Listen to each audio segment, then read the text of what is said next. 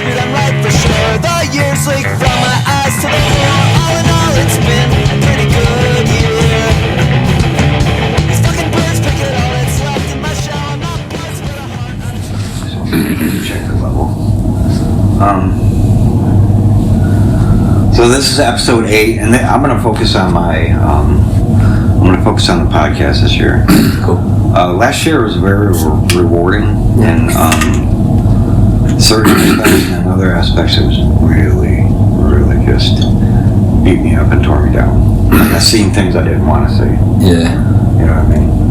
A lot of the inner workings. Yeah. Where when I was just a photographer, you're blissfully oblivious. You know what I mean? Yeah. So the only show I'm booking this year is my birthday show. I'm not even fucking around with that shit this year. I don't blame you. Yeah. I'm actually still paying off a debt. Okay. The very last show I did was like a negative $675. Jesus. Yeah. I mean, so I'm just I'm paying that off. And lesson learned, it was like a feeling out, it was like everything was coming off COVID. I went to that 10 for 10. I felt the same spark and energy everybody else did. Yeah. And I think one of the lessons I learned was I had so many shows booked out. I had shows booked out too far. But you have to, otherwise you're not going to. Yeah, otherwise you're not going to because everybody gets booked up. Yeah, it's a fine line because we played 16 shows in 2023, and we probably booked 6 or 7 of those we got really ourselves. lucky. Yeah. And running a show is rewarding, but it's a pain in the ass regardless. Like even the best show, if you're turning a profit, you can pay all the bands, everything goes smoothly. Even if everything's great, it's still a pain in the ass. It's definitely nothing to do with money. I mean, that's just part of the business. We don't take money at our show. Like when we book a show, like last night, we paid all the bands, didn't take any money. Yeah, we don't take any. It was for me, the big rewarding part was working with so many young new bands. Yeah. And just getting them on a stage, getting them used to the etiquette part of it. We don't move our equipment while somebody else is playing. We stay, and trying to shape some of those younger minds, not necessarily my personal beliefs, but like all the lessons that were shared with me. You know what I mean? When you're a part of something, you're a part of something. You don't just get to pick and choose what aspects you're going to be a part of. Yeah. You know what I mean? Which I'm seeing a lot of. And it's like I put that thing up this morning about, being, different levels of education. Like me, I was just that way from a little kid. I always challenged everything around me, my surroundings. Yeah. Like everything in nature challenges nature. Not necessarily because, I was trying to overthrow the government or, so to speak, but because I wanted to know things. Why do I believe this? Right. Why should I believe this? Yeah. Instead of just accepting and stopping with the information that was being shared with me, it's like, okay, I hear that, and now I'm going to challenge it. Yeah. And I see that a lot of people, it's like they challenge things, but then they see when there's a difference of opinion that's a reason for us to divide. Like, I don't think the way you think, so therefore I'm not going to support your band. I'm not going to go to your shows. Yeah. This cancel culture bullshit, fuck off. Yeah. With the cancel culture. What gives us individually, that, I want to know where that sense of empowerment comes from. To where, because I don't like your opinion. I mean, outside of some just nasty shit like fucking with kids or rape or something like that. But I'm talking just a difference of opinion at a fundamental level. I mean, if you want my opinion, I think a lot of absolutely. I don't think cancel culture is like a thing. I think it's a buzzword that's being thrown around. Like there's always been reasons for people to not like a band or like not want to watch somebody's movies or whatever because of something that person's done. And like those are choices that people have made for a long time. Yeah. Like this is a new buzzword that also helps to divide people. And like I think you're right. I think people get really focused on what divides them, but I also think like when it comes down to like the etiquette part that you're talking about, a lot of it has to do with displaying it, right? It's not talking about it, it's like showing up and doing it, right? So like when we play a show, we're there on time, we have what we need to have and no more, right? Like if we're backline and stuff, we don't try to show up with our own shit and like try to put it in or whatever, but it's like showing up and doing it, like the don't talk about it, be about it kind of mentality. And I think when it comes to follow through for that, a lot of people talk about it and aren't always being about it when it comes to the show. They want to enforce, right? Like there's people who want to enforce like and be the punishers for sure, but they're also not really like starting with just showing up and being supportive, coming from that place of support and coming from a place of understanding too of like what goes into it and what like when I think about like I'm realizing we have a lot of like younger people who come out to see us. Like there was like 12-year-olds at the show last night, which is interesting, but like at the same time, like a 12-year-old doesn't need to be crowd killed. A 12-year-old doesn't need to learn about pit etiquette yet. Like we can chill out with like some of that, I think, aspect of it, especially now that like hardcore in general is becoming more mainstream. And that's like my take. That right there, you know, I mean, it's such a different, hardcore is so different today than when I came up. I mean, it was, you know, I mean, how many songs were written and had in the title or were about the underground? It's no longer the underground. Right. So like we're probably like a half a generation or a generation behind you. Like we're somewhere in the middle. Like we're older than a lot of the new bands, but we're younger than the older bands. And like I remember like I don't know, like 93, 94 going and seeing like Cold as Life or like Feisty Cadavers, like going to those shows and shit, and like with long hair and like just being scared that someone was gonna murder me just because like I'd had people like, you shouldn't be here looking like that, like and now like we walk into like what we're doing and in general everybody's just cool with us, even like the guys who like 20 years ago would not have been cool with it. 30 years ago, right? That's God, 30 years ago, but like wouldn't have been cool with what we're doing. And you know, we've evolved over this last year that we've been a band a lot. But I mean, it's just been so much more welcoming. Like we both of us have been in the punk scene and in punk bands for years, and it's like it's night and day to like the last time I did this to like what it is now, and that's been. Well, and I think that's amazing. part of where like our perspective comes from too, is like when I'm talking about hardcore becoming more mainstream, like I was 12 when Dookie came out, like that was a record that I heard, and like that's part of why I'm where I'm at right now. Like I can admit that, but like I never got to be part of a punk scene even that didn't already have that exposure, right? And there's a lot of people coming into hardcore right now that are gonna be the same way. And like I think the culture quote unquote around that does need to change a little bit, because again, like if my mother would have never let me go see a fucking punk show at 12, but if she would have, like again, like especially at that age, people are learning by seeing. They're not learning by you talking at them about stuff. You know what I mean? They're learning by like they're watching around them. The impact. They're watching what's going on around them. Right. Yeah. So like just talking to each other, talking to the people that like you're playing for, like being friendly with the other bands. Like we would not have like we started this thing like in like we just jumped on like a random Sanctuary bill, like and just played with a bunch of bands that were nothing like us, and then we did that show, that Illmatic show. When was your first show? About a month before that Illmatic show, right? not even a full month. It was like 3 weeks before that. Yeah, so like less than a year. Yeah, it's still less maybe than not a year. even. So I did see your first show. So you were at the you were our second show. That one that we played with Illmatic was the second show that we played at, which was also at when we were primarily just doing like pop punk stuff, and like we just started dabbling in like the kind of where we've ended we up. figured out what we were starting to figure out like what we're good at, and it wasn't that. But that was our second show, and man, we played like 16 shows this year, and we got really lucky because we've made friends really fast. And like, it didn't used to be like that. People were just like, hey, you want to hop on this show? Yeah. Of course. Yeah.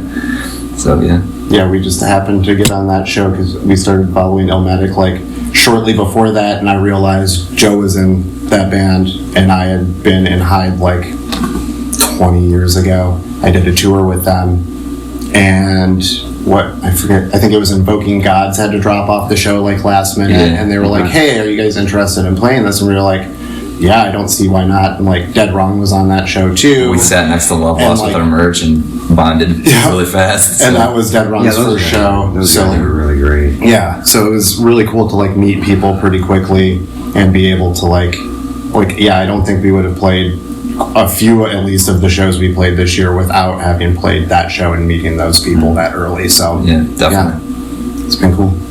Yeah, and that's the thing. It's just, sometimes it's just so different because I also remember like, coming up and people had differences but we could still be in the same room together. Yeah. You know what I mean? And there wasn't I think that, obviously the internet has a huge thing to do with it because we didn't have the internet back then. Right. So I couldn't go on my socials and talk shit. Right.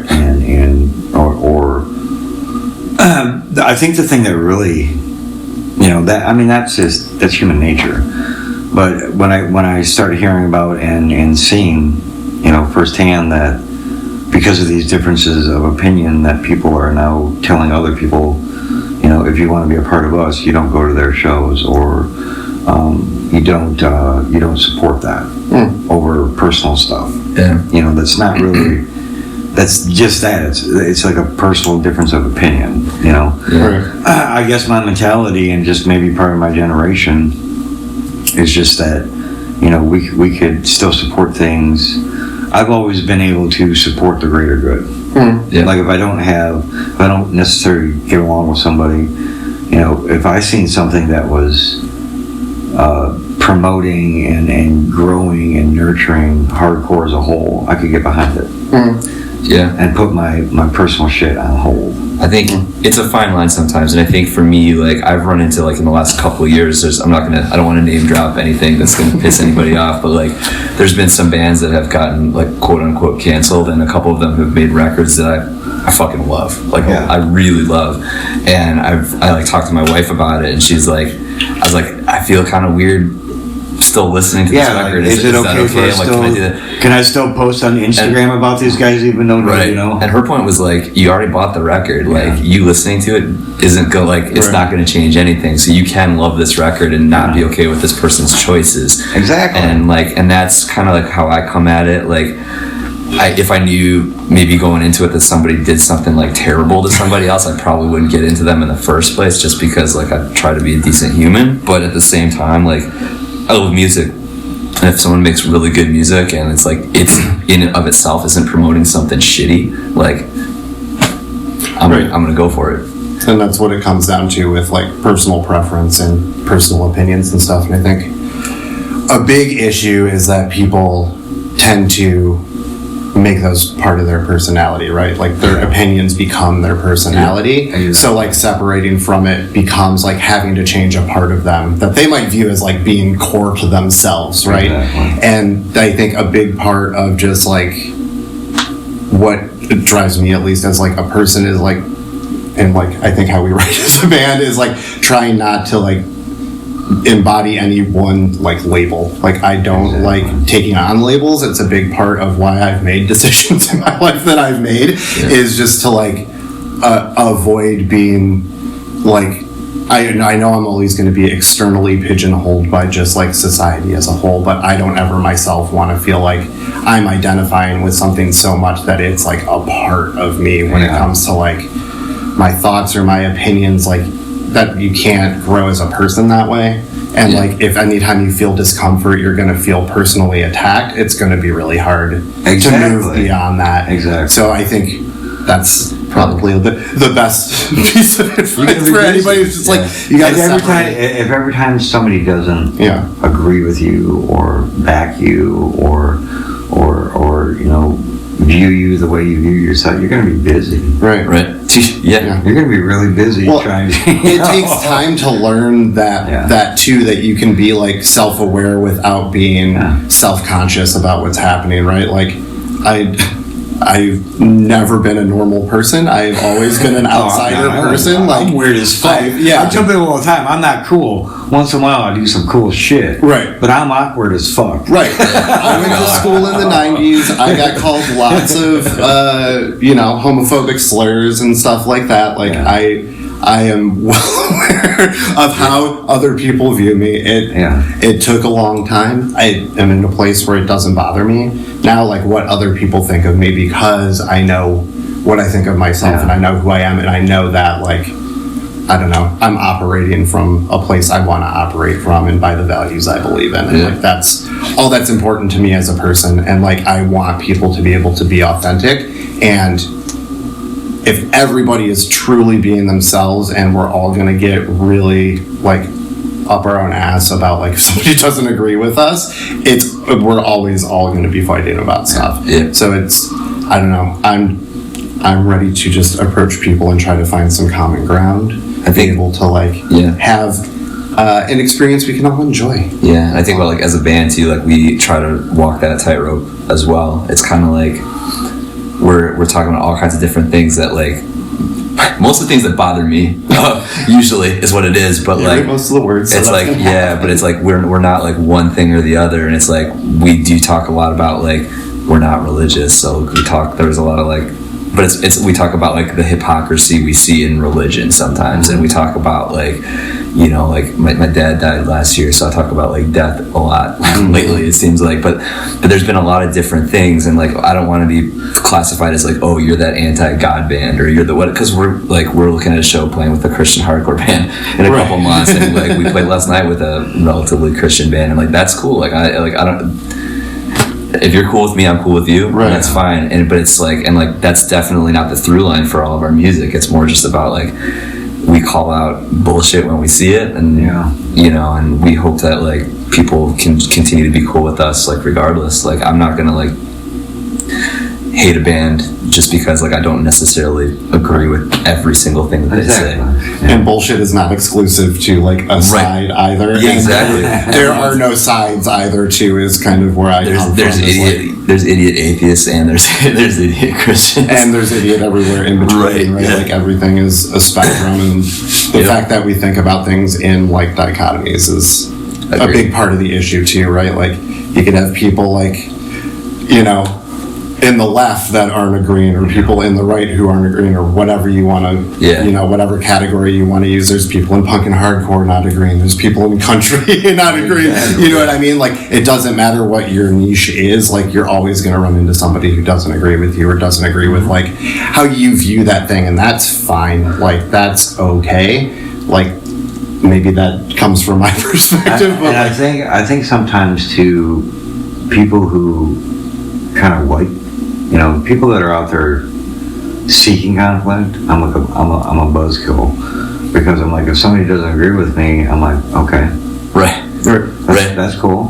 I walked away. Well, they're looking for that for me to, I don't know, maybe come back at them. I used to Brett was like, I'll get involved in fights with people, arguments with people all the time. But like the older I get, especially like being a parent and stuff, like I'm like, I got myself off Facebook. I'm only on Instagram. It's my only social media, because I was like getting into it with strangers about bullshit that like you're not like, if someone's not believing the thing that you believe in, you're not going to convince them over social media. You're not going to convince them in person. Like it is what it is, and like you got to just like walk the walk and do the thing that like you believe in, and that's all you can do. So it's like there's no sense in arguing with people over shit like that, especially in music. Like, gatekeeping is stupid. Thank you. It used to be like a real. The thing about it, I mean, I'm not ignorant. I understand the concept and the intellectual, standpoint behind gatekeeping, but it's like, is there like a secret government that controls hardcore that puts these people in the position of gatekeeping? Well, and the other thing is like the gate cannot be kept. Right. Like it is not up to any individual. It's not up to us as a culture, like whatever you want to call it. I always thought we were, like kind of, yeah, if somebody's like overtly racist, creating conflict, or somebody's rapist. Those people have always been sussed out of every scene. You know what I mean? Like that's the, like there's times where, as each thing comes up, it's got its own. Yeah, it's like there's certain things that are just unacceptable in any culture. Right. Well, I mean, if you think about like old hardcore was a lot more accepting of homophobia and some misogyny and stuff like that, and like it's grown a lot, right? But that's part of how it has kind of evolved to where it's at. Punk did the same shit, like where punk started. I don't think it could be where it's at today. And like when things become movements too, like you have to have more ethically driven things behind them as well. Which I also remember like sometimes I'll like talk to the 18, 20-year-olds, and I simply, the first thing I started is, you know what, you don't have to listen to a fucking thing I say, but maybe just hear some of what I'm saying. Yeah. Where I've been 50 and I've been 18. Right. So there's like all this shit in between, and I remember being young and thinking that my way of thinking was like revolutionary and that I was changing the world. Right. When in reality, and the older I got, I'm like, I was doing the same shit my parents were doing, just a different version of it. You know what I mean? Like, instead of 1.0, now I'm doing in essence, intellectually and evolving as a young human, I'm doing the very same thing. Right. Instead of my parents, it was like whatever, Led Zeppelin, the Monkees, and where me it was like Metallica, Slayer. Where my dad used to talk shit about my music. I'm like, he used to listen to bands called Strawberry Alarm Clock. Right. You know what I mean? Really?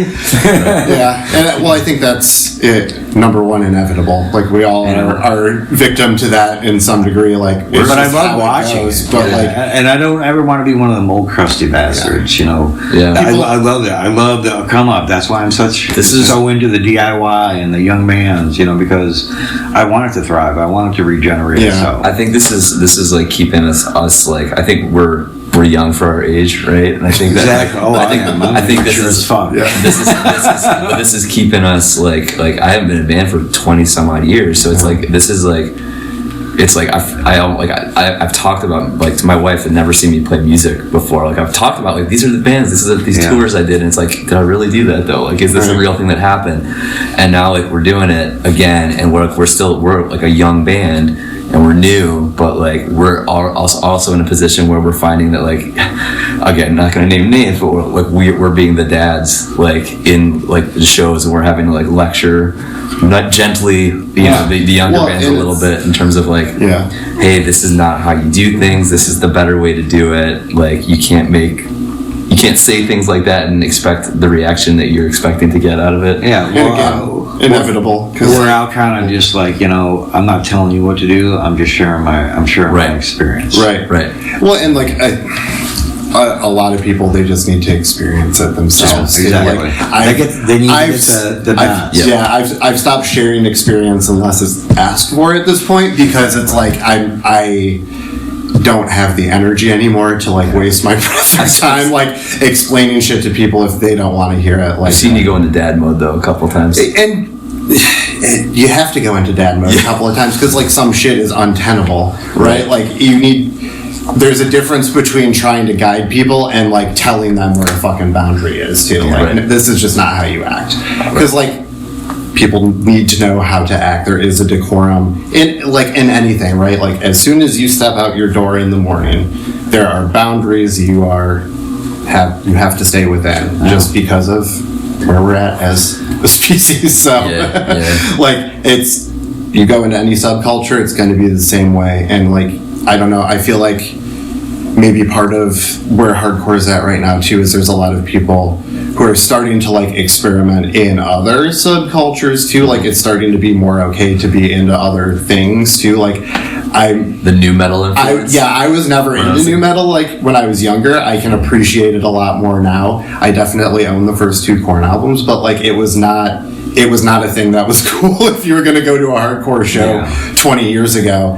And now that we're seeing that, and now that a lot of like younger kids who are into hardcore are into like EDM and like all these other sorts of things that also have their own subcultures that come along with it. You know, and I guess that's one of the things with, you know, social media is you do get to see that. Yep. Like one night they're at like a D-Block show, and the next night they're at like some electronic festival. Like country show. So, yeah. You know, but for me, I did kind of, because it's like there was always this blend of metal, hip-hop, and punk with me. You know, and it started out like I started out, you know, I had like Kiss, AC/DC. Then I got into more of the punk stuff in the early 80s, like, you know, Black Flag and Dead Kennedys, and then there was like bands like DRI that was like this crossover. But then there was also like Run DMC, Kool Moe Dee, and, you know, Houdini, and I was watching all the breakdancing movies that came out in the early 80s, like Crush Groove and all that. I was always very intrigued by all that, and I think a lot of it was maybe, you know, I grew up in this really diverse world, you know. I mean, I was, you know, I'm Italian, my mom's Catholic, you know, she worked for the state of Michigan. I was born and lived for a certain amount of time in Brightmoor, then we moved to Rouge, and I was very much immersed in the Black and African American culture from a very early age, simply because the majority of my mom's friends were women that she worked with, and so I was introduced to their families and their customs, and that's where like the hip hop came in. My mom was all about R&B and Motown and Boston, you know, and then I kind of, you know, found my own thing. I heard AC/DC, and I was always a very independent thinker from a very early age, and I think that's something my mom instilled in me. You know, I'm always curious as to how much of that was actual DNA and how much of that was just like my environment. Like I was a latchkey kid. By the time I was 8 years old, I was so independent that I think my mom just kind of like, you know, shaped this like barrier around me, because she knew that I was already mentally at a place where you're not going to tell me what to do. Yeah. Right. You know? Well, there's like, there's a saying about like, if you want to cure racism, like travel or something like that. Like there is something to be said for like the diverse. I grew up, like being by the time I was like 8 years old, one of my mom's best friends was gay, Bob, Camaro Bob. So I'd already been introduced to, you know, the gay culture, lesbian culture, you know, immersed in African American culture, you know, like to the, you know, like not like, you know, deep roots, you know, of that, but I was around so many different types of people, and so many, you know, in my early years, my mom married an Arabic, Middle Eastern, Lebanese guy, to help get his family. It was a money grab. My mom was very, but so there's 2 years. Growing up with, we're talking right from Lebanon here. Okay. You know what I mean? Yeah. So now being a part of that, the culture, I had seen so much so soon. You realize that other people, like everybody does. It wasn't a big deal differently. Yeah, like that's it wasn't a big ultimately deal. What it comes down to. It's kind of like for me too. Like I grew up out here in Farmington actually, but like my parents, I come from like a non-religious household, but like my dad's family was Christian, my mom's family was Jewish. My mom's dad and grandpa, they were like kosher butcher, like they spoke Yiddish in the house and stuff like that, and like so it's kind of like I have like all that in my background, and then my mom was a hippie, so like, you know, she like went to the March on Washington and like saw the Stooges and MC5 and saw the Beatles, and like my parents were both artists, and they were very strict in a lot of ways, but they literally, like with music, just let me go. Like my dad dropped me off at the Foundry in Pontiac to see Cold as Life with a buddy when I was 13. Just left me there. and like that was like a life lesson, but it was cool. And then like I remember like my second show was 7 Seconds at the Shelter. Oh man! So like nice. with Feisty Cadavers opening actually as well. But like they just I never had boundaries like that. Even like when I was like, I got kicked out of school so many times because I was just a troublemaker. But like even with that, they like let me do my band things. They let me play shows. They didn't let my bands practice in the house. And I wasn't allowed to swear in front of them, but like, if the bands were swearing, it was okay. Everything was cool. And like I've been around music like my whole life, all different kinds of music. I started with metal, but like found rap, found punk. That's funny you say that too, because like when I never met my real dad, but when my mom got married, my stepdad was Jewish. So there's another. I remember, my grandma lived in Oak Park, and it wasn't a big deal to me. Like I remember sitting at the table, and so you got like the Catholics, and you got the Jewish side, and I'm just like, whatever's happening over there, I just want some latkes. Right. Give me them lackeys. Right. No, it's cool. Yeah, people always like assume like oh, you're Jewish. I'm like, nah, I'm like none of it, nothing. But like it's all normal to me, and it's like, but like I have this background, so like I kind of know, like I can walk into a church or I can walk into a synagogue and know what's going on. But like exactly, even still, and I get to enjoy the food and all that. But yeah, I've had a lot of freedom just because of that background, and like I've been able to just enjoy a lot of. My parents were very like I wasn't allowed to see an R-rated movie till I was 17. Like I watched R-rated movies, obviously. See, where my parents were stuff like that. My parents were the total opposite. My parents had the mentality of give them enough rope and hang them. So they kind of let me go after like into high school, when I kept getting kicked out. They're just like, forget it, you're fine. Like I got kicked out my senior year, and it's like I don't know. I just have to do shit in my own way. I got kicked out of high school, went back like a year later. Got my GED, and but I got kicked out of the house at 16. My parents were just like, I think my dad got pissed off because I was making more money off his weed than he was. So it was a life lesson. I mean, I look back at it now, and he really had no other recourse. Right. Regardless of what his lifestyle was. Right. He was. They were just like. You can't even follow our rules. Yeah. You got to go. And I learned a lot.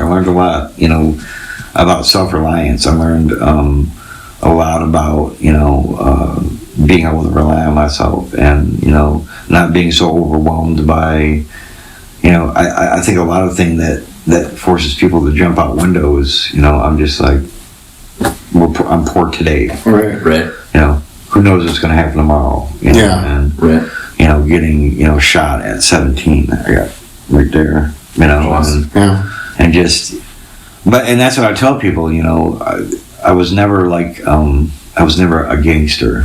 You know what I mean? But sometimes I had to do gangster shit to survive. But I also look back on that now, and I'm not a victim in any sense of the word, because had I done, a very powerful, influential person in my life sat me down one day when I was in my early stages of getting sober and just said, you know what, I'm going to give you probably the most empowering thing, that your sobriety is going to bring you, and that's the fact that you're not a victim. Because if you trace every decision back far enough, you're going to find where you fucked up. You're going to find you. Where you didn't do what you were supposed to do, which led to that catastrophe, and that catastrophe led to those two catastrophes. We know about that too. Yeah. Had you, regardless of what your parents were doing, had you just gone to school and did the few things you were supposed to do for you, then none of that shit probably would have happened. The likelihood of it happening would have been much less. Yeah. I'm very lucky that I was raised with kind of that mentality of like trying to be in like present moment and trying to like work. Nothing is the end of the world kind of stuff. And that starts like super young with kids, just teaching them like, just because you knock something over, just because I'm cleaning up something isn't the end of the world. And like, so I'm lucky enough that I got to grow up without a lot of trauma that like people have had. But like, I think a lot of it really does start there with just like, this is what's happening right now, right? Like the next moment could be different. Tomorrow could be different. That's something like I'm like dealing with like actually like right now in my life, like I got 3 kids, and I grew up in a household where it was like you fuck up, like you get in trouble and it's your fault and it is a catastrophe, and like talk to my wife all the time about, like, it's the thing that I really struggle with is, like, when my kids do something stupid, like, my gut reaction is to yell or to, like, be pissed off, and, like, I have to, like, pause and, like I have to say yes instead of no. I have to make myself say yes, otherwise, like, it's always going to be no, and I'm always going to be pissed off at something. And that's something we do as a band. Like, one of the conscious, you know, things that we chose to do early on was we're going to be nice to people this time around. Like, we're just going to be the nice guys, because I didn't used to always be.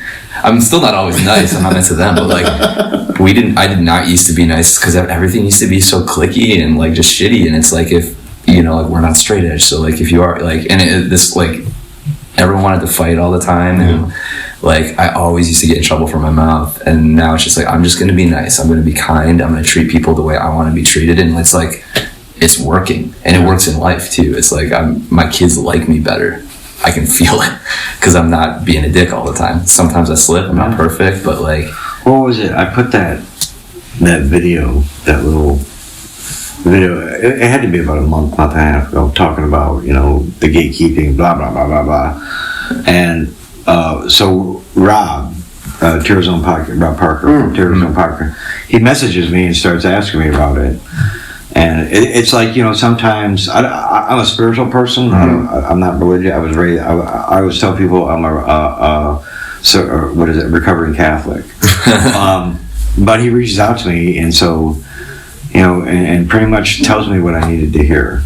You know, and that's what I think. Like, sometimes my higher power just kind of intervenes, and I never know how it's going to come. But it's just like, you know, it's kind of the stuff we're talking about. It's fucking ridiculous to think that everybody's going to get along. It's ridiculous to think that there's not going to be cliques. It's ridiculous to think that there's not going to be, you know, gatekeeping and all these other things. And you know, pretty much, you know, it's what I needed to hear. Like, you know what, you're right. I got caught up in the shit. I got all wrapped up in all this shit that ain't none of my fucking business. Right. But it's easy to do because it's none of my business. It's literally none of my business. Yeah. Sometimes I get so caught up in it because hardcore means so much to me. Yeah. You know, but I have to realize that hardcore means that much to me. It doesn't mean that much to everybody. And I should not expect that. Well, and even, like, you know, some of the clickiness and, like, other things that might be, like, irritating you about the scene, right? Like, that's how those people are showing that they care about hardcore too, right? Like, the way people like put their stuff. Some of their gatekeeping, their, like, maybe their true intention is actually to keep it pure, right? And, like, it's not. You can't know their intention, but also they're not actually trying to be cunts. Yeah, like, That's it. Like, they're trying in their own way. They're trying to, you know, keep this thing pure. As we try to, like, book shows for ourselves and, like, or, like, get in with other bands that we like, that we just will not respond to us and stuff. It's really easy. Oh, that is one thing that you're. It's really easy to get pissed off. It's like, hey, we like you. We'd like to play with you. Can we do this? When I reach out to somebody and get left on red, makes me want to fucking stab. Same. But also, like, we've learned, it's like, hey, like, it's just not meant to be. Let's move on. We've got 460 Instagram followers. Like, we're not there yet, and that's fine. Like, what do they say? They say no answer is an answer. Right. And, like, that's okay. But, like, it's also, like, I don't know, the way some of the stuff's set up. Like, I know Instagram, if you don't have your account set up, like, a certain way, like, not all of those messages come straight through, right? They go into requests or whatever. Yeah. So I know that stuff happens. But, yeah, I mean, at the same time, it's, you know. Yeah, I understand that. We can reach for the stars if we want, but, like, being cool with, like, just, like, some people aren't going to respond to, like, what you're doing. And especially, I don't know, I think a lot of what we do is about us doing what we want to do, and it's not like, it's not about, like, the crowd participation part of it, which is, like, a big part of hardcore is, like, you know, the mosh calls and all that sort of stuff, and, like, we just want to show up and play what we want. Our show last night is the first time I ever, like, walked out into the crowd when we were playing. He didn't even notice I did it. But, but yeah, like, we're not the typical, like, I don't know that we're a hardcore band. We're somewhere in between. Right. We're adjacent to everything. And that's always this, you know, existential philosophical question I always have, and I always talk about is that, you know, to me personally, I feel like, you know, the music is a derivative and a byproduct and expression of the culture. Yeah. more so than the culture being defined by the music, the music being defined by the culture, and that's why there's such a diverse sound, which has come about through evolution, because back in the day there was a clear cut defined, if you didn't sound like this, fuck you, you're not hardcore. Where now you have all these different, so I started to ask people that, because some people were like, that's hardcore?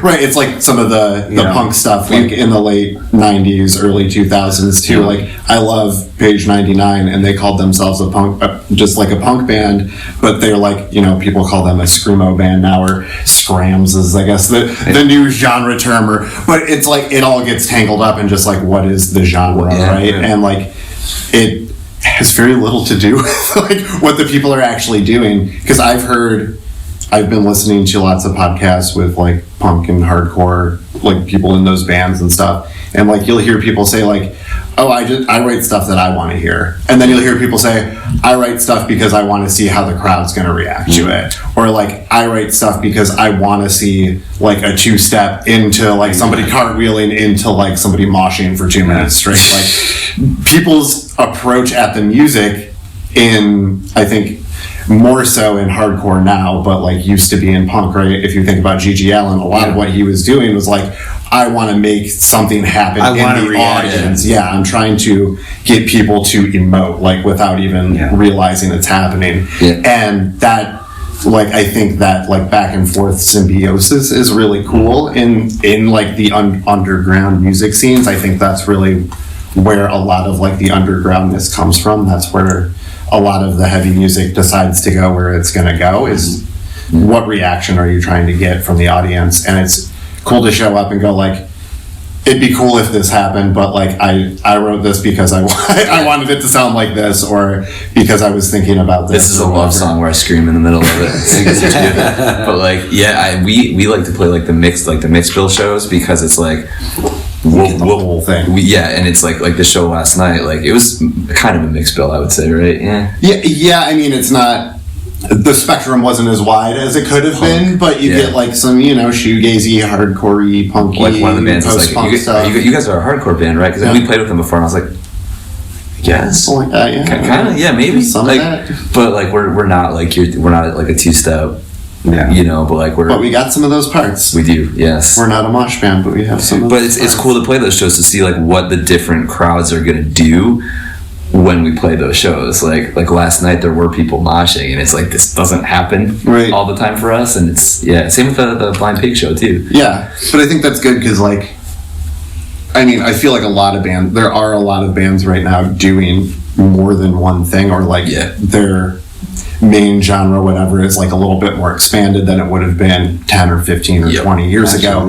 And that's really cool. But I think it's also cool to see like the people who come out to the shows like realize that they maybe could do a band, because like I think people think of like, oh well, I have all these influences, and like I want to do all of it, and I don't know if I can make that happen. And like, you go and see a band that's doing like 12 different things, like hearing Mr. Bungle at like 15 and being like, what the fuck is going on? Oh my god, this is incredible. Like, helping them like embrace the multitudes is, I think, really positive too. Playing these shows, but like that first show you saw us at, like I was terrified. Like, that was my second show. And we were so not hard. You guys remember a band, They Might Be Giants? Oh yeah. I that's instantly where my mind took me. You know what I mean? And that's funny. That's what I mean. I have such a diverse, love of music. I mean, hardcore was really, in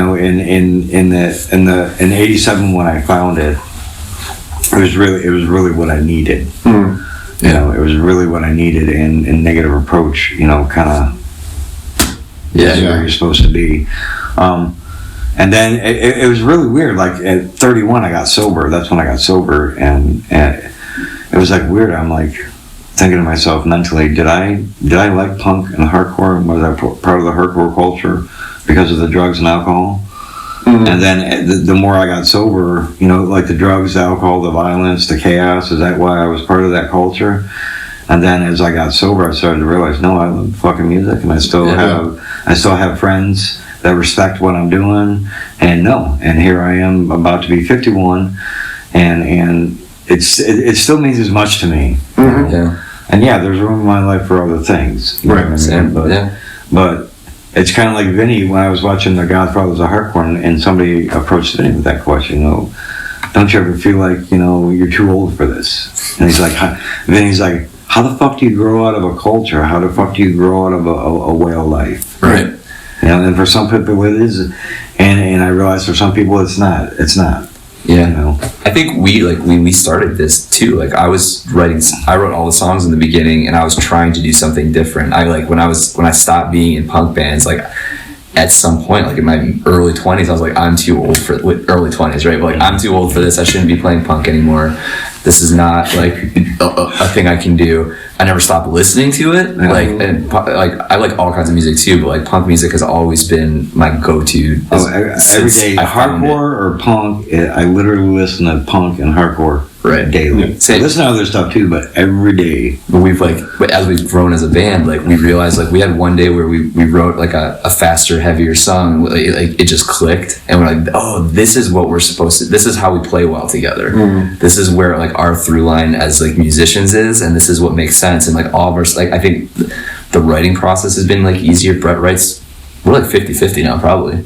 I think for the like I write the lyrics. Yeah, you write most of the lyrics, but for like the actual songwriting, like we're probably 50-50. But that's mostly because you're a weirdo and you write lyrics first, and then you write your guitar parts to fit around your lyrics. But also, I can't remember anybody else's words, so like, but yeah, no, like it's like I think like realizing like, oh, I'm still part of this, and this is what makes sense for me musically, like.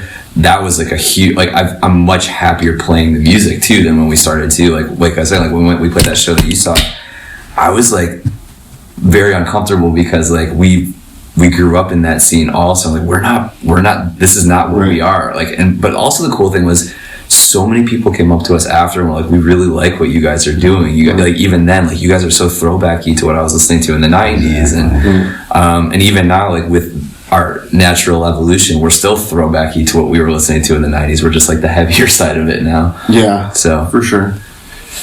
Yeah.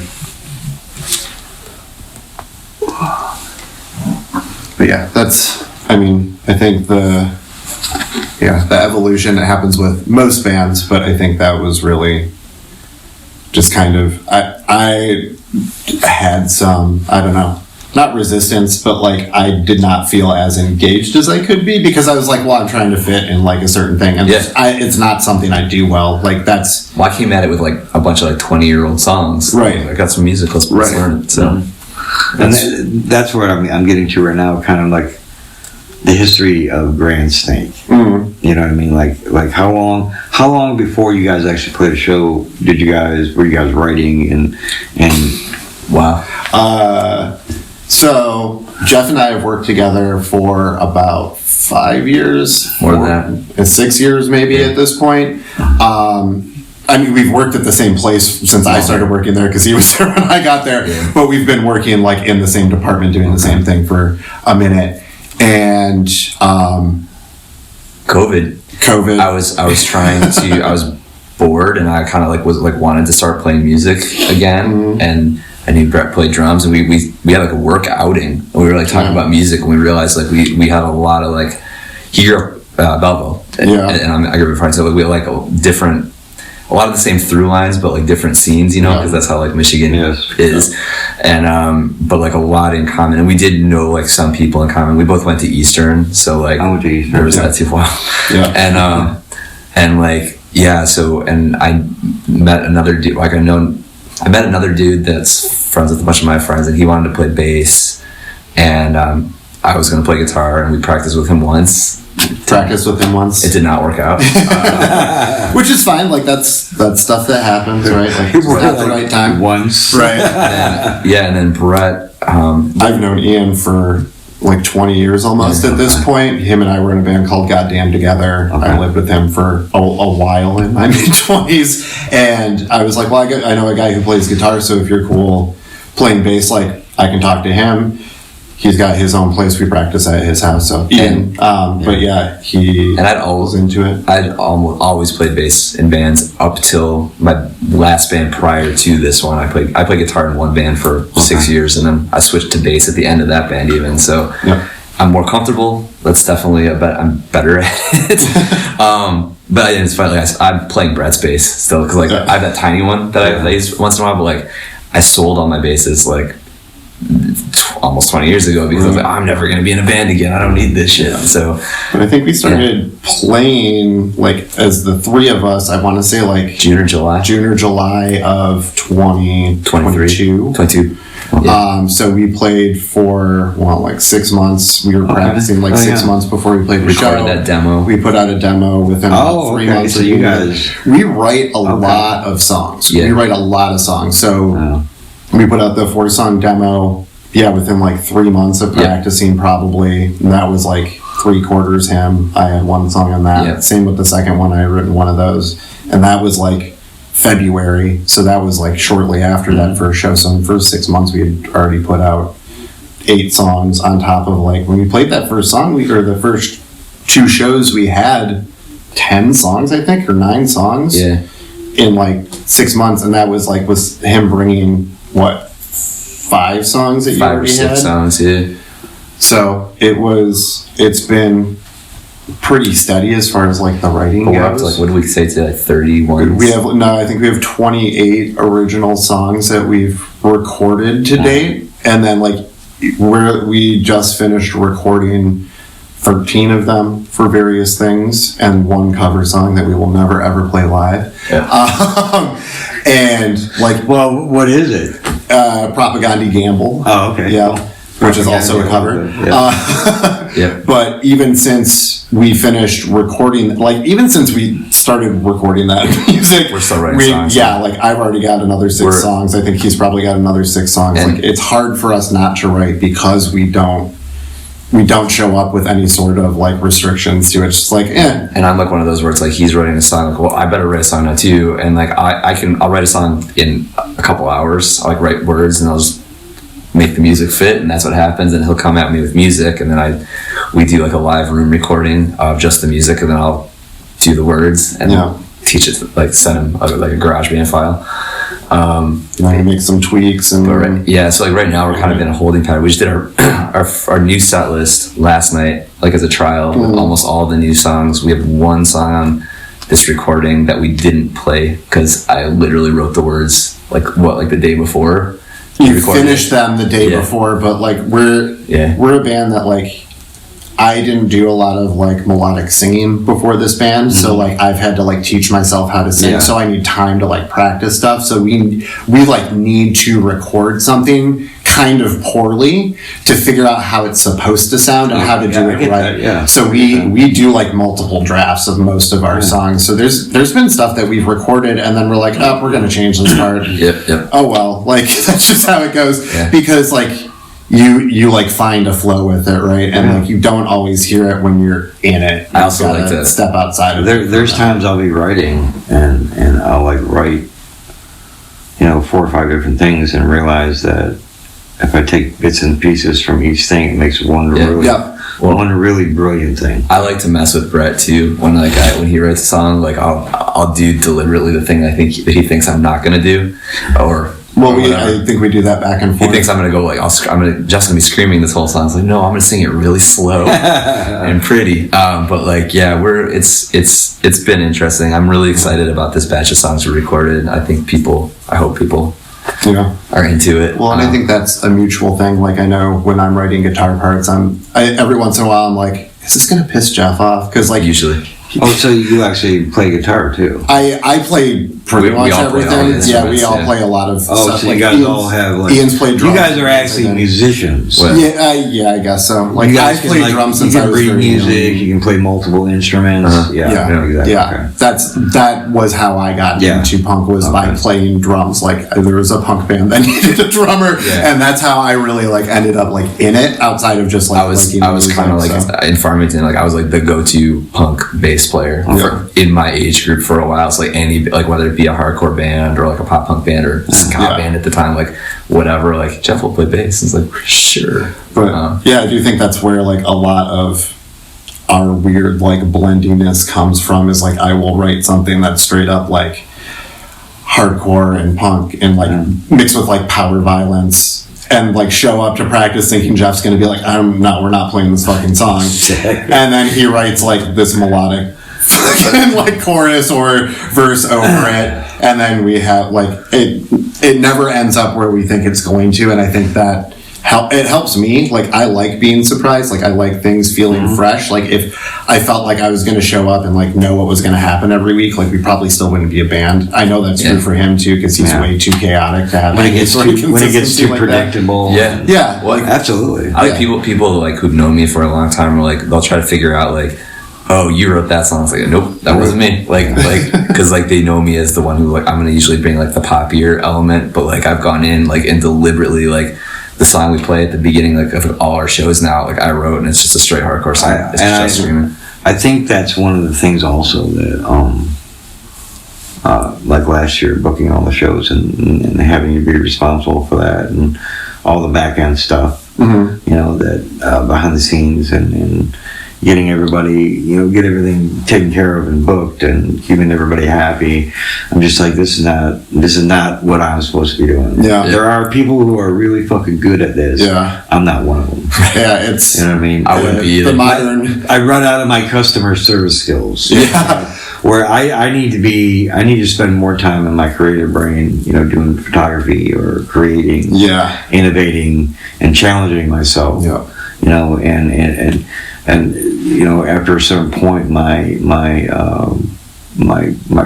PR skills go to shit. Yeah. I mean, the unfortunate reality of being like a modern creative of whatever sort, right? Like whether you're writing or doing photography or doing music or whatever, is like you have to be able to do multiple, or there has to be like somebody around that can do multiple things for you. Like that's why I handle all the shit. Like I have the most customer service skills still left, so I handle like setting up all the shows and like doing all that stuff because somebody has to do. We all have to have an Instagram. If we could have no social media and survive, we would do it. Like I would not do any of the Instagram stuff, and that's part of why. We all have a job though, all of us. Yeah, we all have jobs in the band. Ian's the accountant. Yep, he's the accountant because that's what he's good at. I'm the art direction. Yeah, because that's what you're good at. Like we have to play to our other strengths outside of playing music to make the whole thing work, because we want to do as much of it ourselves. Like the first, like everything we've recorded up until this most recent set of songs, we've completely recorded and mixed ourselves and then like delivered to somebody to do the mastering, and that's it. Like we've employed our wives and a couple of our friends outside of it, the group, for like a couple of things, but we've tried to do as much ourselves as possible. And when you're doing that, you're always going to have to do a bunch of stuff, and it's always a pain in the ass to do the stuff that's not the main thing, which is the music. Right. I would much rather just be like writing guitar parts all day or like playing drums all day. But you got to do all the stuff. You got to be like, especially coming in fresh into something after so long, and not really like the people who book shows when we were playing shows last, like those aren't the same people who some like Black Iris is still around, but like, you know, there's not a lot of it is the same stuff, and we're not doing the same stuff we were before either. So like we have to come in fresh, and we have to kind of build from the ground up, and you've got to have that mentality to do it. Like I've been pretty impressed with what we've been able to like pull off over the course of the last like year of being active, but it definitely takes work, and like it's not. I think we've just got just been really lucky, and I think we're playing to our own strengths a lot better with this band, at least for me, than any other band I've been in. Like there's work we fight, but like we don't fight. Not about we do. We bicker. It's like how married people fight. Right. Like it's not a real fight. I tell everybody, you know, being in a band is like being in a marriage to Oh, yeah. 4 other dudes. Yeah. I mean, Or, you know, whatever Yeah. the band may be. That's part of the reason there's only 3 of us. It's like we can hardly stand. how many times have I quit this band already? I think there was only like the 2 times we quit tried. twice, Yeah.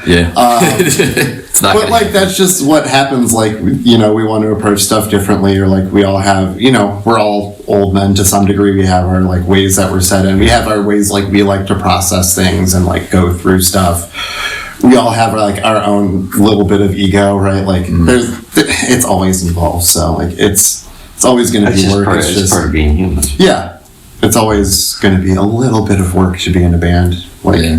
if it was easy, I wouldn't want to do it anyway. Exactly. It'd be boring. I've been at so many practices and like, you know, mics are getting thrown. Fuck you, Right. I quit. Oh god. Fucking 30 minutes later. All right, get us, let's go. We just upgraded equipment too, so now we're like carrying more stuff Yeah. because like it's worth it. I was in a If band. it wasn't, I was in a band when I was in high school where we had a lead singer, and if we had started practice without, he'd be late every time, like every day, and we practiced without him sometimes. And if he'd walk in and we were practicing, he would just lose his mind and Yeah. scream, "I'm the lead singer!" Yeah. It's like, get out of here. yeah. The good news is we're all adults now. Right. We don't have like coping skills, so we can usually pull out of it pretty quick. Yeah. But yeah, I mean, we all have bad days too. So like, if somebody's having a bad day, like. He's a dad. We both work in like nonprofit corporate America, and like Very cool. dealing with people is annoying. Like we manage people, and it's annoying. I ran a nonprofit for 15 years. Yeah, We're so- basically we're babysitting adults basically is what he did. yeah. It was the most stressful thing I ever did.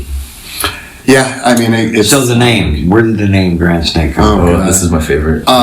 So I'm gonna like keep the story fairly concise, just because like all the details are a little bit ridiculous. notes, yeah. So the overall is that my wife and I have a lot of animals in our house. We have less than we used to, but we have a lot of animals. We have quite a few reptiles, and we have a few snakes. My mother refers to our snakes as her grand snakes. Oh, okay. But there was a story of my wife almost. We moved into a house recently. My wife is, I'll call her a goth. I think she'd be okay with that. She likes, you know, dark places. I guess we'll find out. She was exploring our attic and didn't realize that there was a place that she couldn't step and stepped and like fell through the My ceiling. favorite story ever. And yeah, Geoff went She through stepped it. on the drywall. Yeah. And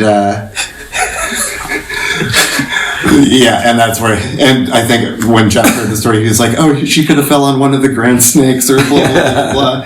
And then you know, it kind of like stuck. Like I was thinking about the next day, like that'd be a pretty good name. And then like thinking about it some more, obviously, like there's a double entendre nature to it Yes. as well, which is not necessarily intended, but we're also juveniles. So like, I was gonna say, it's part of like the please pop. tell me where it comes from. It's because my yeah. 12-year-old mind. Yeah, well, it's part of like the pop punk side of the things too, It's right? also- It's like you got to have like a little wink and a little nod in there. We tossed around all these Little names. tongue in though. cheek. That's Yeah. the first name I think we tossed around that like we weren't all like Yeah. that sounds like a band name and doesn't sound like a stupid band name. Yeah, and like you know, we have all been doing this a long time. We all took a long time off. I think we all had a few like saved up that we were like, is this like the name for this band? And it's like, nah, that doesn't really fit. And this one, like, Immediate. it fit immediately, and like it fits in a different way now. I feel like too, but it still fits. So Yeah.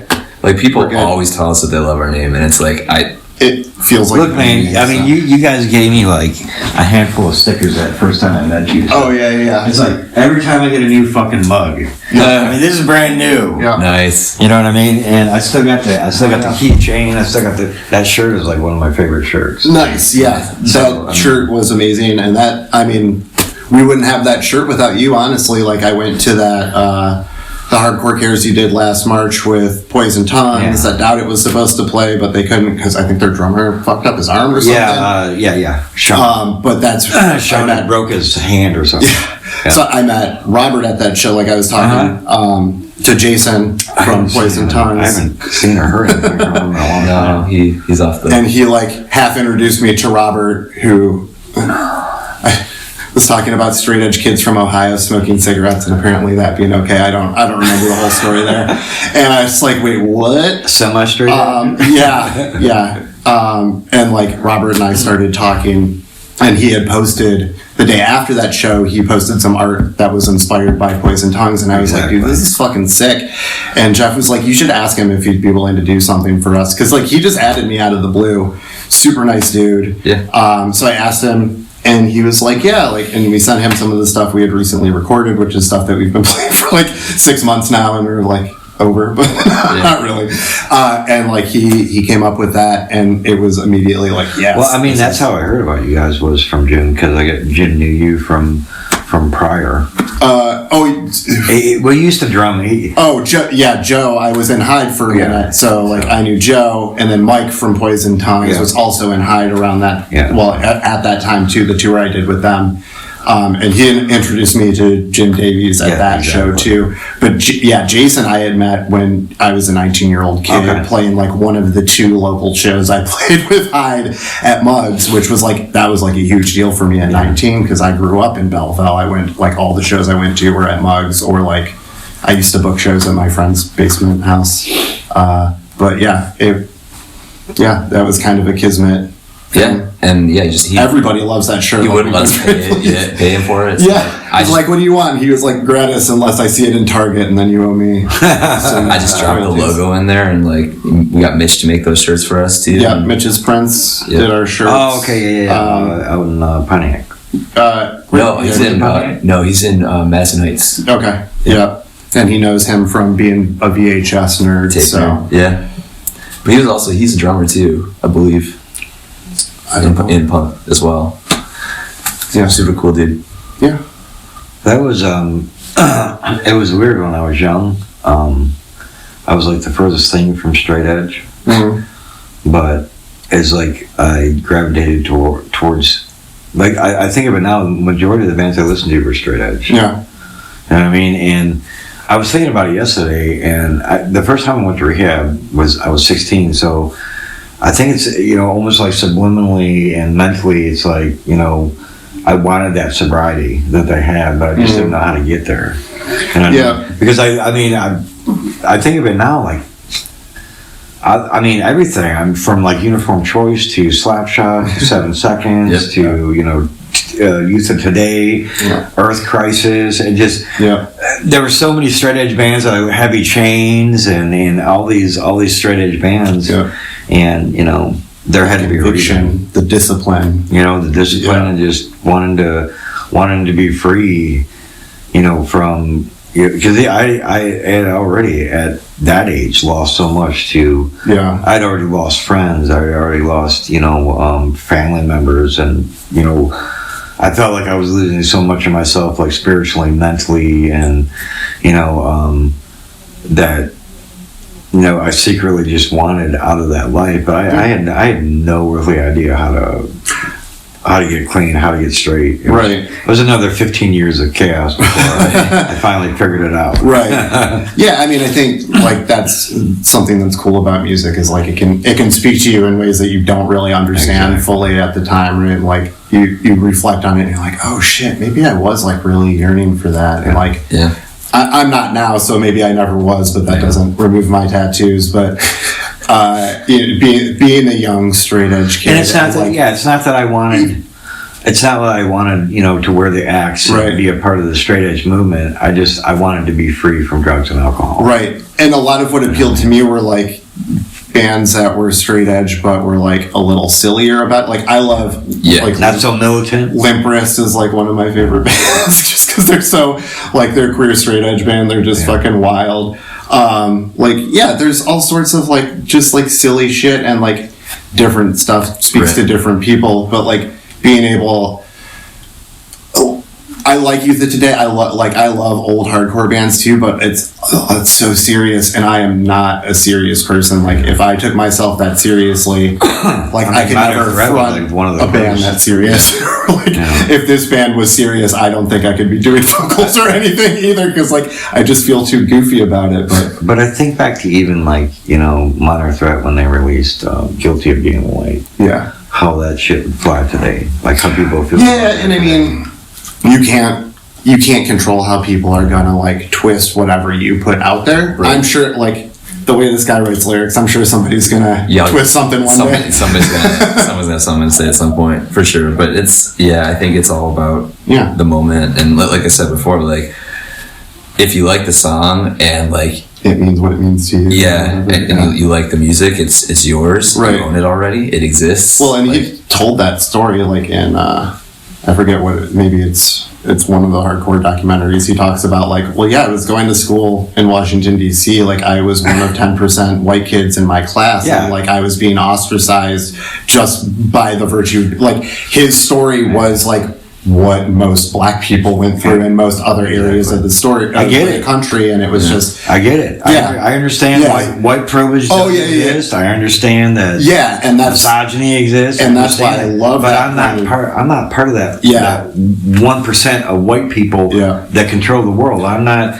I don't wave at the cops. I don't. Right. You know what I mean? Well, but and I think that's one of those things too that like people are coming back around to now, and like why somebody wouldn't write that song that way today is because you almost have to embrace that, like even though like I'm not that thing, right? Like I try to not think of myself as what I very much present as, which is like, a heterosexual cis white male, blah blah blah blah blah, which like I'm probably more queer than a lot of straight guys are, but like I still have to accept like the things that have come with that, and that's going to be how like some folks are going to portray me, and like it just projects out into the world. There's no control I have over that. It doesn't mean that like I fit that box or whatever. There's parts of me that are also in that minority, but I think the nice thing is like, at least as like a subculture, right, as an underground scene, whatever, we're starting to get there a little bit more. Like we were talking about earlier with like,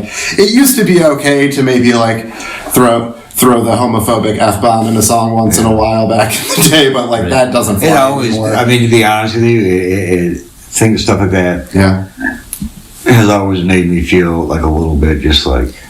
it always like takes you out of the moment a little bit. Yeah. And because when I spoke about when I was young, I used to that's how analytical I was, like even with myself at like 13, 14, 15 years old. When I started to, I started to change, and I'm like, do I actually like girls because I'm supposed to, because that's what my mom and dad, because my mom so lovingly one day said to me, if I find out you're gay, I'll chop your dick off. Right. It's like, oh, thanks, Mom. Yeah. So I'm like, subconsciously, is this why I like women? You know? And I mean, you work through that shit and you figure out, no, I'm straight. I like women. Right. I have no hang-ups. I can say, that's a good-looking man, but, I've just never been sexually attracted to another man. Right. Yeah. Right. You know what I mean? And so, but I also understand mentally that, people look at maybe a homosexual man and they're like, what don't you get? They feel the same way about another man as you do about a woman. Right. It's the same mental. Well, and it's also mindscape. Like you don't have to understand why somebody's or just because he's gay. Right. What makes you think he wants to fuck you? Right. That's the hang up right there. You know what I mean? What makes you think he wants anything to do with you? The projection. Where's the fear coming from? Right. Just don't worry about it. I think that like we're and again like we're not political or anything, but we kind of are. We're definitely not a band that fits like a specific mold for that reason, because we are a bunch of fucking weirdos. Right. And like I do think, for as much as we curse and for as wild as some of your lyrics can be sometimes, or like just out of left field, like we do have some idea of decorum for like how we want to present ourselves. There's a through line for sure. Yeah. But it's like also, like you posted in the caption for recording this, like good humans, like that's what we try. We don't have to do a lot, hopefully, to like have that come across, right? Like we're hoping that that's just kind of where we start at, because I think too many people are happy with, I'm gonna be me, and like you can be you and not be an asshole too. And like too many people are ready to show up and be a dick and be like, well, that's just who I am, and like apologize for it later, and then be like, man, why won't people come around? Because like it's just so much easier to show up like this and like, yeah, I'm gonna like grumble about shit in my private life and be like, you fucking dumb ass motherfucker, but like it's not. we all have those moments. We need to release, and the reason I'm not bringing it into public interactions is because like that's not how I want to present myself, and like it's not going to solve an issue either. So if I can vent about it privately and have the same impact, who gives a shit? Like you gotta just step outside of it. And like with us, like with the music, like I don't filter anything. Like I say what the fuck I'm gonna say, but don't filter a lot with the words especially. But like I do definitely have moments sometimes where I'm like, is this gonna like I think about the reality is it's always going to offend. Right, we're playing this show with these bands. Are they going to be pissed off that someone's always going to be offended? Right, and it's like I'm just going to go for it and hope they don't catch it or hope they're okay with it. And like either way, like this is what it is, and like the songs are out there in the world. And like again, there's nothing that we sing that's like hateful. It's like it's more about like calling out the bad people involved in certain cultures, subcultures, whatever scenes, and like and it's really more like the behavior that those people drive that we're calling out, right? Like it's not because again, like those people are what's driving it, but the issue is not something that's cited or as like. And I try to be a little bit smart. I try to be smarter about like versus instead of like just saying like this person you're a dick. It's I dance around it a little bit, but like it's there. So like I sometimes worry like. Is this where I get like my comeuppance? Is someone gonna come after me now for saying some shit? So, but is it my turn yet? But I mean that's part of like. Yeah. But also we are trying to go about this in a much more positive space and like just do nice things for people. Like we were saying before, like if we book a show, we don't take money. Like it's just like. We're playing. If we ask you to play a show, it's because we like legitimately like your band and want to play with your band. Like we are more than happy to give up whatever we need to. I have taken money out of my own pocket to pay bands for shows just because I wanted to play with them and nobody showed up, and that's okay. Like that's going to happen from time to time. But my biggest thing was always just taking care of the bands that were traveling. Yeah. Well, also that show we played for you, where was it the band that came from? Or like the Reckless Upstarts, give them money. Or like the one that we did at New Dodge. Yeah, like here's the the $2. Yeah, fucking $3. Yeah, and I mean like that's the reality of play, and especially like right now, especially in this area, there's a lot of people booking shows, and there is a lot of crossover, and it's really hard to keep track of. Like last time I was doing shows. Michigan Hardcore Board was a fucking shit show. It always has been, back to plus minus days, and I'm sure whatever they had before that was also a shit show. Just because it's where people are interacting. There's going to be people butting heads, all that shit. But it was one place you could go and know about everything that was happening. And you can't do that as easily now unless you're following all unless you're following Edgeman and Wellington and Gatekeepers, and it's really hard to know what's going on every single day. Of all the shows I did, the show I did in May was the best show. Yeah.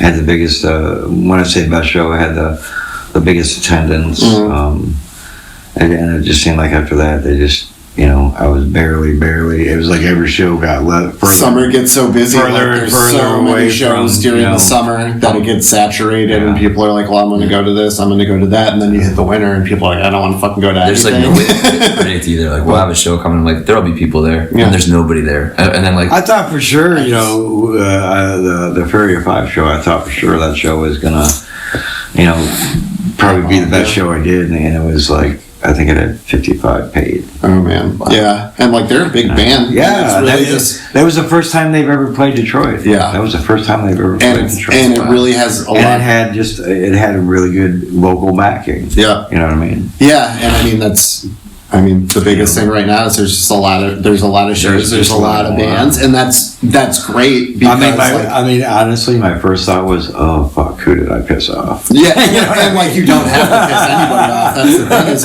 I pissed off the wrong person. I don't care. We've played a couple of shows where nobody showed up, or very few people have showed up. Right, it was a good show. The show itself. We've played great shows where 4 or 5 people, 10 people who showed up. I don't care. I just want to play music. I just want to do the thing. Blacklist Provisions. Yeah, that was a really cool show. Yeah, we had a blast. That was a really cool show. I would say up till last night, that was probably my favorite show we played. That was a really cool fucking show. Yeah, that's another one. We walked in there not really we we never met like Yaksaw before, or like, and like we like everyone was just cool. Everyone was really nice. Everyone was really pleasant. Well, and there's lots of. It was a funny show, like Yaksaw. Yeah. You know, when I met them, and I actually met them in June last year in June. They did that skate park show in Pontiac, and I was actually supposed to shoot the Coffin Cats that day, and I think I was there for about an hour, and I ended up making a phone call saying, you know, and mentally I was like, I've shot the Coffin Cats how many times? Right. I said, I'm going to stick around, I'm going to see what this is about. And that's how I kind of got reunited and fell back in love with the DIY scene. It was an amazing show. Cool. And that show we played at Blacklist, I think they were having issues with the mixer. I don't remember exactly how it got solved, but like it went out and got a different bought a new one. Bought a new one. But that's like like what we were talking about earlier with having to like multitask being in a band like that. You have to show up with that attitude. Like the first show we played at Red Run with Dead Wrong and Bright Nights, who also Bright Nights are amazing. Yeah. Like we have a PA that I had just bought that's like 250 watts or something. It's like not really meant for that space, but if you dime it out, it'll work and you can like make it work. Sometimes it's what you have to do is just like we spend a little bit of money and invest in it. Now we got a really nice rehearsal today. and we like the whole thing, like we'd reached out to Red Run, just like they'd never had a show. Like, do you guys want to have a show? And sure, we brought our shit, we played, it was really fun. And now like whenever they have a show they ask us to play. They bought their own PA now. And like they're having tons of shows. Like, where are they at? I know 13 and a little north of 13, Warren. I think. South of 13. But like they just had that show with it was Sawchuck. Life is Good. Life is Sweet. Man, I don't even remember who all was on that show. It was a big show. That was another one that we played with. There was Cyanide. We got on that show. Yep, and then we brought Abuse Repression onto that one. Abuse Repression, that third. But yeah, like we've always had a good time playing there, and just like Blacklist, like it's just cool that there's non-venue place, like non-venues willing to be a venue, and there people come to that, they come to that place. Like we haven't played a show there yet that wasn't like comfortably full. And we have that show in May at Alley Cat. That's also like a non-venue, but Abuse Repression again played there a little bit ago, and like the space they have looked really cool.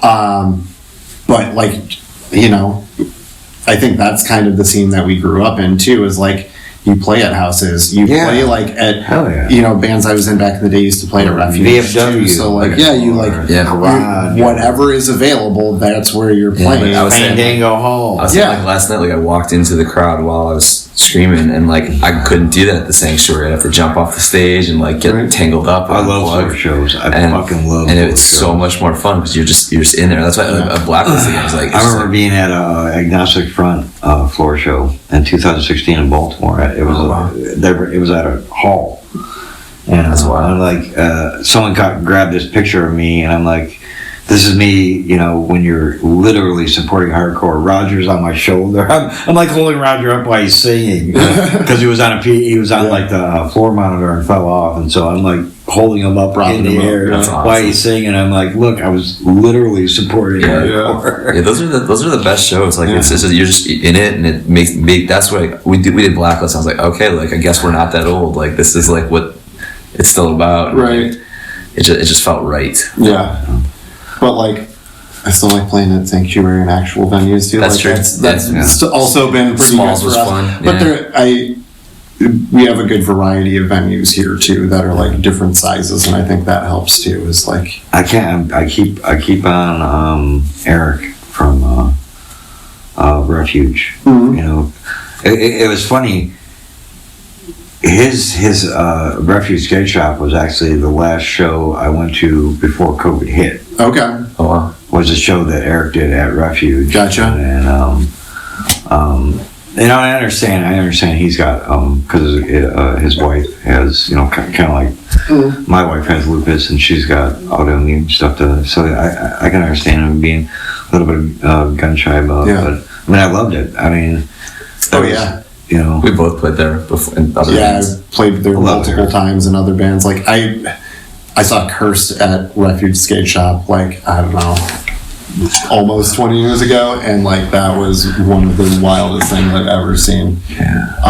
His shop was great. Like playing there was always fun back in the day. But like, I think part of why I'm appreciative of like Red Run doing shows or Blacklist or whatever is like, especially those places in particular, like these are places with like huge glass cases set up, willing to host like punk and hardcore I was like shows. shitting my pants Like, at Blacklist. I'm yeah, and like they're everywhere I look, there's like glass. right, break some and plates, like yeah. you know, Matt and Lauren over at Red Run, like they're no strangers to punk or hardcore. Like they know what could possibly You happen. know what's gonna happen. Right, and like they're willing to take on that risk, and I think that says a lot for like what they want to do too. Like they just like being in a place that people can come and like have an experience like that, and that's awesome. Like I love playing there because of that. Like just that mentality. We're not good at being like consumer punks like we need to be a band, and like it's really nice to have other people who don't like really care about that too. Yeah. So is there anything like in closing, any points that you want to make? And Well, we got a couple shows. Well, we don't have anything like gratuitous. We don't have solid stuff set up really, other than the May 4th show set up. We have a May couple 4th. possible things. Grand.snake on Instagram if you want to stay in the loop on that. We've got those songs we just recorded will be released as hopefully like a full length and a split with hopefully Bright Nights. We'll see what happens with some of this stuff. But that's the plan currently. Do you want to shout out some of the homies? Yeah. Oh God, so many homies. So Love Loss, thank you for everything. You guys are the nicest and the sweetest. Same with Bright Nights. I love Abuse Repression and what they're doing, so I'll say their name a third time. Yaksaw for just being cool, solid dudes and getting us on shows and being in Pontiac. We'll be playing with you again, hopefully. No Refuge. Yeah, No Refuge. Thanks for getting us out to Grand Rapids. Other bands, if you're like other places or bands that are around here, we book shows. If you want to play with us, let us know. Man, There's so many bands that I'm just like Dead Wrong. which we've also said a few times, but Dead Wrong, love We love those Dead Wrong. dudes. Like I don't. If we've interacted with you, we love you. Yeah. Tooth, Buried Lights, who we played with last night. Man, yeah, like literally, like every band we've played with has been so nice. Saboteur, who I was not expecting to like us, like loves us. So thanks, guys. Yeah, they're coming Appreciate it. back from our birthday. They were so show. nice. Nice. Yeah, nice dudes. Yeah, like we're really stoked to see kind of where things are at, and we're excited to be, kind of a part of it. We know we're not totally in there, which is fun. Like we know we're weirdos, so that's cool. Like we fit in a bunch of different scenes, I think, and like Keep asking us to play shows. We'll say yes. we like playing shows. We're gonna keep writing songs and releasing stuff, whether people like it or not. So, yeah. I don't know. You got anything else? Thanks to Ian for being Ian. Yeah, be nice to each other. Yeah. I think that's the most important thing. Don't Yeah. be a dick. Let's just be nice to each other. Yeah. We don't have to all get along. We just have to We be don't. nice to each other. That's it. Like we can be. That's a big thing. Cordial. I don't have to like everybody. I just want to have a good time. It doesn't on the mean I have show. to be a dick either. Right. Just Like I really. It's okay not to like people. I really only care about like writing and playing music. Like I don't care who's there. I don't care about if people like it or not. Like I really don't. I just want it to be a nice experience when I go do it. Like that's it. So if you really hate our music, be mean to us when you see us and Right. stop maybe, but probably not. We're both spiteful motherfuckers. So. And That's true. And I also want to thank you guys too, being patient with the scheduling. And, Oh, for sure. No, we get it. Yeah, I think that's another thing that just comes with I think like that's being another- self-aware and yeah. like knowing I diversity. think that's and all another that reason stuff. that I'm not booking this year is because, how unpredictable things can be. Yeah. It was like I already had all these shows booked, and and then she's got to go in for another spinal fusion, and so it was really. That's part of me growing up is that I need to leave that the variance. I need to leave those safe margins in my life so that Right. if I do need to take care of that, which I do, on a daily basis, but it would have been so much easier without having to do all those shows. Right. Yeah. Well, and that's what happens when you care about something and you want to put your energy into hardcore. Like you think of all the different ways you can do it, and you want to do all of them, and then you're like, oh, time to scale back because I've got like life stuff But, going on. Which I can still show my love and my and all that by with photography and video and Exactly. and working on. See, the podcast is something Right. I can do. Yeah, yeah. Like being at shows is great, and like please go to shows when you can go to shows. But like, we're all dudes in our 40s. He's got 3 kids. Like we can't always get to every show we want to get to. Like shit pops up. Like I think being understanding of that is good too. Like there's been a few shows that I want to go to that I haven't because of weather, and like we only have 1 car in our house right now, so we got to be careful. Exactly. So like. Yep. I think people always have extenuating circumstances going on, and like, we all love hardcore and punk, and we all love what we do, but like, it can't always be the priority. Exactly. There are other things. I figure if I get to like 1 to 3 shows a month, mentally that's good for me. And that's the great thing about Nicole. She understands that to a certain degree I need that. Yeah, And otherwise I'll get. Yeah, and like you've been so supportive of us too. Like again, we try to put out there that we're not terrible people, and I think it would have been kind of assholey for us to be like, well, fuck you, if like you've been such a good supporter, right? Of, like, our band, and I think like, you've been a support. All the pictures. Everyone has seen it though too. Like that's why all of us got together and did that show at the Blind Pig. It was fun as fuck, but also like it was just like the reason was right. Right. Yeah. So that's why we're there. Yeah. I mean, and I don't think anybody could ever say that I don't truly love hardcore, because I do. Right. And that's why you guys have said that a few times. Like, I don't really know if you guys are a part of hardcore, especially in my eyes, because to me the music is, like I said, to me the music is a fucking derivative and an expression of the culture, and I'm glad that it doesn't. Honestly, I'm glad that it doesn't all sound the fucking same. Yeah. I'm glad that there is a lot of diversity to the sound. Good. That's what I think. I think that might be how we most like suit hardcore, is by presenting that diversity of like, hey, hardcore can sound like a bunch of different things. I think it's more the culture, the mentality, and where things are coming from. Because everything that goes in is not always what comes out. Right. You know what I mean? Exactly. All right. We don't have to quit talking.